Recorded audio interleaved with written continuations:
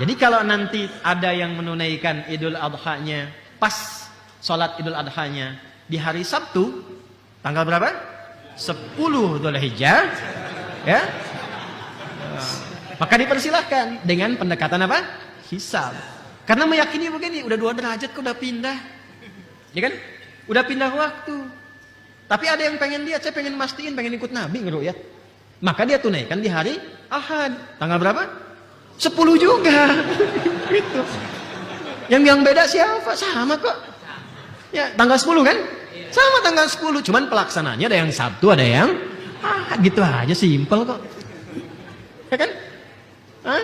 Terus kenapa Muhammadiyah sama dengan Saudi? Karena Saudi waktu lihat hilalnya udah naik di 5 derajat, ya kan? Ya, yang di sini yang Muhammadiyah di sini menghitung pakai hisab, menggunakan 2 derajat. Bukan cuma Muhammadiyah, ada yang lain juga. Ya, ya. Kalau Ustadz bagaimana?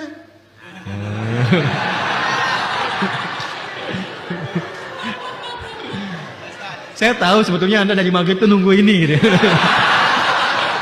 Tahu saya. Oke, saya simpan di ujung. Ntar aja dulu lihat.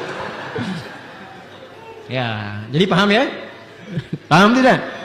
Nah, jadi kalaupun ada yang menetapkan kemudian hari Sabtu, hari Ahad saling menghormati, karena memang itu dibolehkan secara syariat.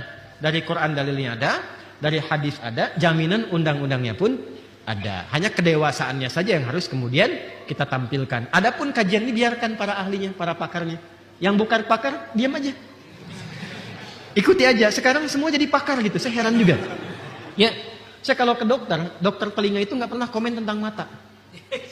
Dokter mata nggak pernah komen tentang jantung. Semua punya spesialisasi sendiri. Tapi kalau urusan agama, semua komen. Bingung juga saya tuh kadang-kadang ya. Semua komen tuh. Ya, politisi komen, ini komen, itu komen. Tahan aja dulu. Ya, supaya tetap ada di garisnya masing-masing.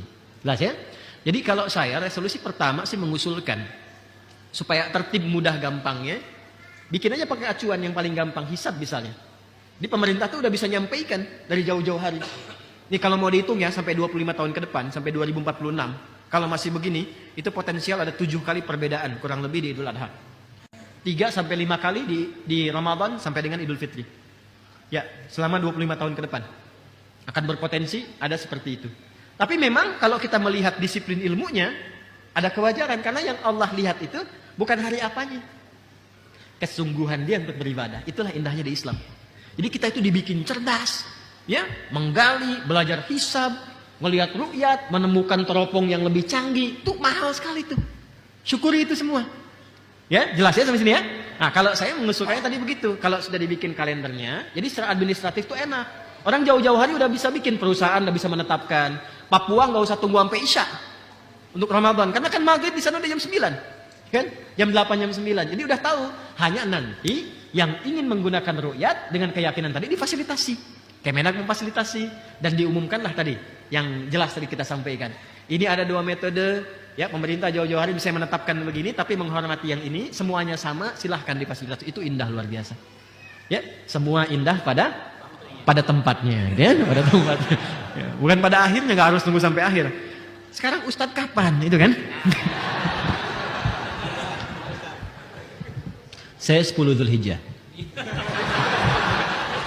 Menunaikan sholat Idnya, tanggal 9 menunaikan puasa Arafahnya. Saya termasuk yang memahami bahwa hisab dengan ru'yat itu metode.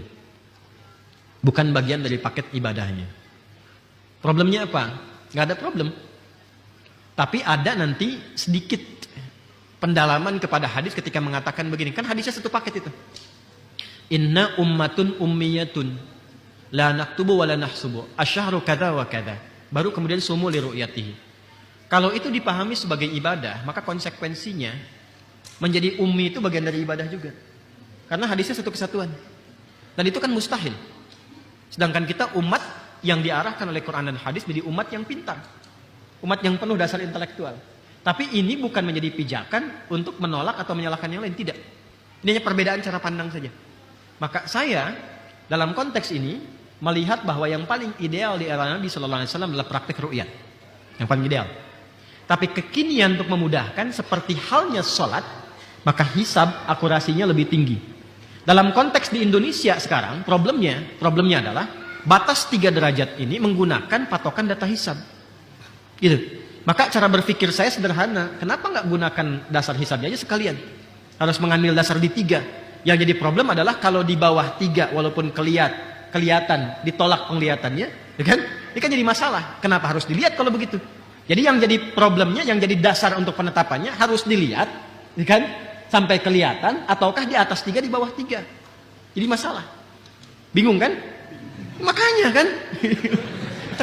Jadi kalau saya pribadi, saya akan menunaikan sekali lagi sholat Idul Adha-nya 10 Dzulhijjah. Jelas ya? Puasanya tanggal 9 Dzulhijjah. Dan saya termasuk yang akan menunaikan esok hari puasa Arafahnya tanggal 9 Jumat dan Idul Adha-nya hari Sabtu. Saya pribadi. Dan saya menghormati dan mendoakan juga serta menghargai yang hari Ahad yang sama-sama 10 Dzulhijjah. Jelas sampai sini?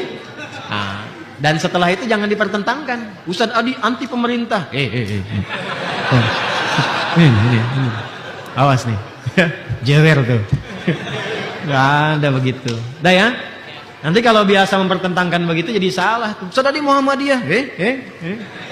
Awas tuh. Jelas ya? Jangan begitu. Nanti kalau sikapnya begitu nggak intelektual nanti. Jadi begitu beda, nih ormas beda dengan pemerintah. Terus begitu pemerintah beda dengan Saudi, ini beda dengan Saudi. Semua beda jadi akhirnya, jadi nggak ada ujungnya. Jelas ya? Jadi yang mau hari Sabtu silahkan, mau hari Ahad silahkan, sama-sama tanggal 10 Dzulhijjah. Paham di sini?